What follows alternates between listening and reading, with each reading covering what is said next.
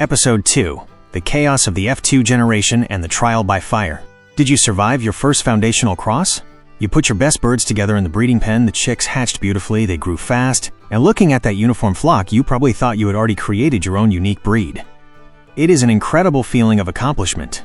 But then, you made the inevitable move of crossing those F1 siblings together to keep the line going. Suddenly, the next generation of chicks hatches, and your once perfect coop turns into an absolute genetic zoo. No two hatchlings look alike.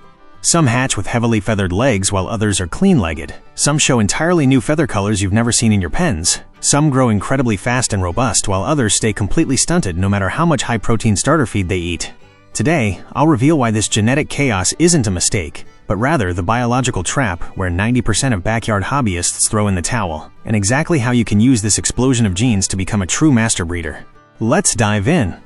To fully understand why your flock looks like a complete disaster in the second generation, or what we technically call the F2 generation, we have to travel to the heart of genetics and talk about the strict laws of inheritance, specifically Mendelian segregation. In our previous video, we talked extensively about the dangerous, beautiful mirage of the F1 generation. When you cross two different pure lines, let's say a flock sire is homozygous for one specific trait and the dam is homozygous for another, the progeny inherit exactly one allele from each side of the pairing. Because they have a perfect, even mix in their bloodline, the dominant genes step up and completely mask the recessive ones. Visually, the recessive traits vanish. That's why that entire first generation looks so incredibly uniform, highly vigorous, and spectacular. It's a visual deception orchestrated by the DNA, making you believe the stabilization work is done when it's actually just beginning. It is quite literally a genetic time bomb waiting for the exact moment to detonate. The reality hits hard when you take that spectacular F1 cockerel and cross him with a matching F1 pullet. By doing this, you're opening biology's Pandora's box. Let's look at the actual mathematical engine behind this chaos.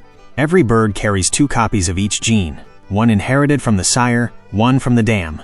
In the F1 generation, the dominant alleles did all the heavy lifting, visually hiding the recessive ones beneath the surface. But when two F1 birds mate, those hidden recessive alleles separate and recombine in the offspring's genotype. Genetics dictates a strict mathematical probability for this recombination. There is a 25% chance, exactly 1 in 4, that two recessive genes will pair up again in the newly formed embryo. When that happens, the hidden trait physically expresses itself. This isn't bad luck, a mistake in your feeding regimen, or black magic. It is pure, predictable biological math throwing every hidden secret in your bloodline out in the open. But before we even look at the birds running around in the yard, we need to talk about the very first invisible filter of the F2 generation, a stage that most hobbyists completely misunderstand: the incubator. The true chaos doesn't start in the brooder. It starts deep inside the egg during the 21-day incubation cycle. When those recessive genes randomly recombine, you aren't just bringing back hidden feather colors or weird comb types. You are also bringing together hidden lethal and semi-lethal alleles that were completely masked by the hybrid vigor of the F1 parents. These are genetic codes that literally disrupt the cellular development of the embryo. This is exactly why, in the F2 generation, you will almost always see a sudden sharp drop in your overall hatch rate. You will have embryos that develop perfectly for 18 days, go into lockdown, absorb the yolk, and then suddenly become dead in shell. You will have chicks that successfully pip, breaking that first tiny hole in the shell to breathe, but they simply lack the metabolic energy and physical stamina to zip the rest of the shell and push their way out. This is a critical, defining moment for the master breeder, and it is a rule written in stone. You must never, ever help an F2 chick out of its shell. If that chick does not have the biological vigor and absolute physical strength to break out of that egg entirely on its own, it has zero business being the foundation of your future bloodline. The incubator is your first ruthless culling tool. You must let nature do its job, no matter how hard it is to watch. Saving a weak chick today means you are intentionally breeding weakness into your farm's DNA tomorrow. For the hardy chicks that do make it out of the shell and into the brooder box, the visual reality is staggering. This is where the mathematical explosion of phenotypes becomes undeniable. Imagine you crossed two foundational lines with perfectly clean legs, but one of the great-grandparents of that line was a massive Asiatic breed like the Brahma. In the F1, you'll see clean yellow legs across the board. But in the F2, out of nowhere, you get chicks hatching with heavy feathering on their shanks and toes. Or maybe you were looking for a perfect solid plumage color, like the iridescent beetle green black of a true Australorp. And suddenly you get chicks with golden or red feathers poking through the neck as they mature. A technical flaw we call color leakage in the hackles, or brassiness. Or even worse, you cross birds aiming for a beautiful pastel blue egg, and in the F2, the genetics misfire, and you get pullets laying muddy olive eggs that nobody at the farmer's market wants to buy. When you see this absolute genetic mess in your breeding pens, it's incredibly easy to feel like you failed as a breeder. You look at the uneven growth rates, the wrong colors, the strange anatomical quirks, and you think your project is ruined. But let me tell you a historical secret that will completely change your perspective. This is exactly what the elite master breeders of the 19th century saw when they were creating the birds we consider standard today. When the creators of the original Rhode Island Red, the Wyandotte, or the heavy-barred Plymouth Rock began their foundational crosses, they didn't just magically mix two different birds and immediately get a flock that matched the American Poultry Association's standard of perfection. They faced this exact same F2 genetic explosion. They saw the weird colors, the wrong body types, the terrible feed conversion rates, and the hidden anatomical defects running rampant around their farms. The primary difference between those historical masters and the average modern backyard chicken keeper is that they didn't panic and quit. They didn't assume the project was a failure. They understood that they were simply looking at all the genetic puzzle pieces laid out on the table. They used this genetic chaos as their raw material to systematically sculpt the highly productive, consistent heritage breeds we rely on today. Unfortunately, many novice breeders see this F2 disaster, get scared, think their hens accidentally crossed with a wild bird or a neighbor's mutt rooster, and abandon the project immediately. They sell the birds at a massive financial loss on local classifieds, get frustrated, and go right back to buying commercial chicks at the farm store. That is a fatal error, a complete misunderstanding of how genetics work, and the end of their career as breeders. This chaos is exactly what you need to happen. It's the sacred moment where the DNA strips naked in front of you so that you can step in and start cleaning up the bloodline with strict technical criteria. This is where the hard, methodical, data-driven work comes in.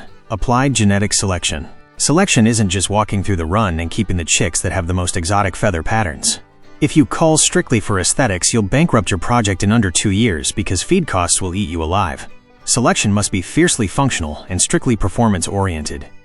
Let's talk about a vital anatomical example that escapes many novice breeders and is the root cause of thousands of silent winter failures across the country: comb type. If you look at a traditional Wyandotte, you'll see that beautiful rose comb, compact and tight to the skull. If you look at a Brahma, you'll see that small pea comb. The original creators of these historic breeds didn't fix those combs just to win a blue ribbon at a poultry show. They selected them over decades of rigorous breeding because they are breeds originally developed to withstand brutal northern winters and sub-zero temperatures. A small comb sitting tight to the head simply doesn't get frostbite. Let's look at the true metabolic cost of getting this wrong. If a hen's single comb freezes and gets frostbite, the acute pain generates an immense amount of physical stress. But worse than the pain is the biological response. Her survival instinct immediately diverts all dietary protein, calories, and energy away from reproduction to heal that necrotic, dying tissue. Her feed conversion ratio, or FCR, is instantly destroyed. Because she is literally burning her feed to heal herself instead of building an eggshell, her egg production will completely plummet for months. You will be paying top dollar for layer feed, but getting absolutely zero return on your investment. Conversely, look at a classic Leghorn. They have enormous, vibrant red single combs that sometimes flop over. That's because they are breeds of Mediterranean origin created in blazing hot climates.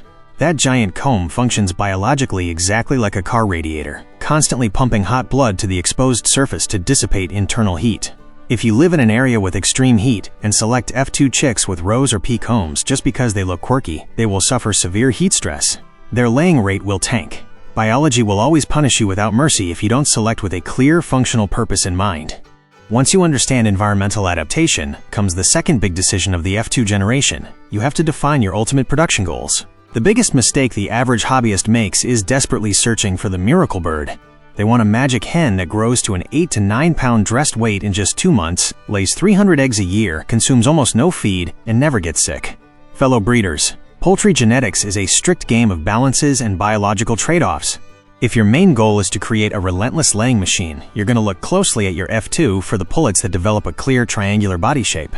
Here you apply the golden rule. You must physically palpate the bird and look for an excellent spacing of at least 3 to 4 fingers between the pin bones and 3 fingers between the keel and the pelvis to ensure the egg passes without retention or prolapse issues.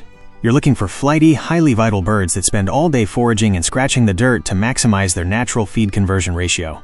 On the flip side, if your goal is to create a massive meat bird, you're going to discard those triangular-shaped birds without an ounce of pity. You need to feel a long, straight keel bone, a broad and deep chest full of meat right from the first few weeks, and thick, strong legs.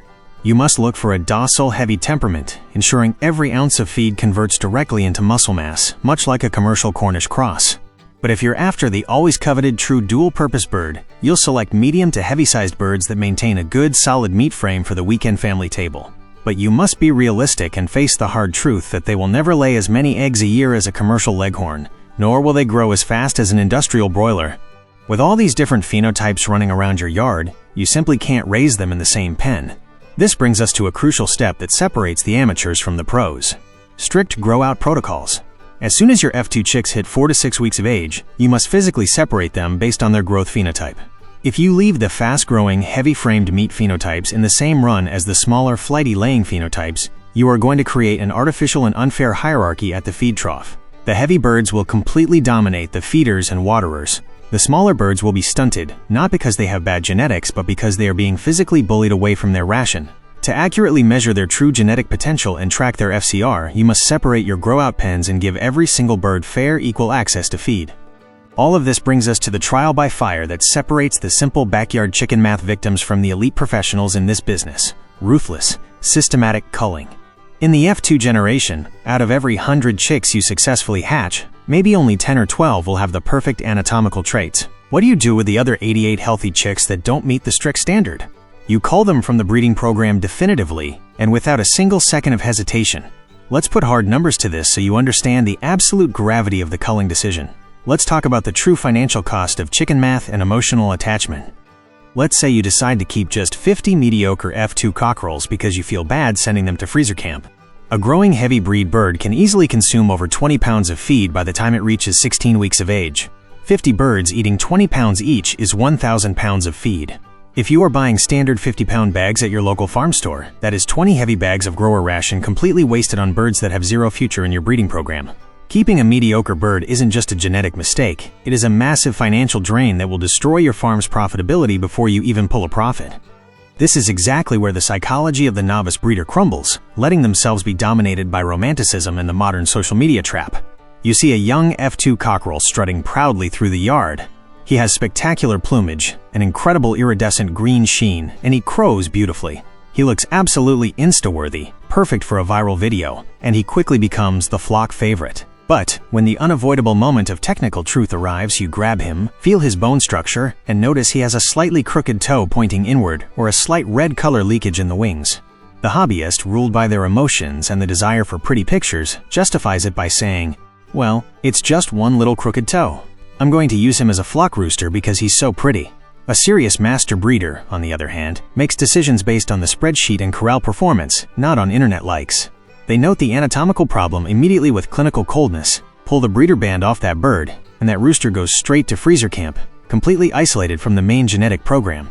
You cannot allow fleeting feelings to ruin years of hard, expensive technical work. To keep from getting carried away by those treacherous emotions, your only lifeline is your most sacred tool: the field selection notebook and a good digital scale. The feed conversion ratio is the invisible profit margin that separates a profitable business from a ruinous hobby, and that vital data only comes from the discipline of writing down every detail. But it's not just about having a scale, it's about how you use it. The strict protocol of a master breeder requires weighing your birds first thing in the morning, before they've had anything to eat or drink. You must weigh them with a completely empty crop. If you weigh a bird in the afternoon after it has gorged on feed and water, you are measuring temporary water weight, not true genetic mass. You must religiously note their exact weight in pounds and ounces at 4 weeks of age, weigh them again at 8, and finally at 16 weeks to map out their actual growth curve. You must meticulously record the exact age each individual pullet started laying. If a hen is majestically beautiful but got severely sick with a respiratory infection when she was a chick, write it down in bright red ink and permanently cull her as a breeder. She carries that immunological weakness coded deep in her DNA. A serious master breeder selects first, second, and third for an ironclad immune system and bulletproof health. Only after completely securing that do they worry about locking in feather color. The F2 generation is the indispensable natural filter that reveals the genetic truth of your birds. It's the decisive moment to apply strict technical selection, measure the actual anatomy, run your grow-out protocols efficiently, and cull ruthlessly based exclusively on your data. In the next episode, I'll teach you how to use the powerful secret of backcrossing to lock in the best traits of those few perfect survivors. What's been the weirdest genetic surprise that's popped up in your second generation? Let me know down in the comments. Subscribe, leave a like to support the channel, and share this with that fellow breeder who's still crossbreeding blindly. To your success, fellow breeder. Until next time.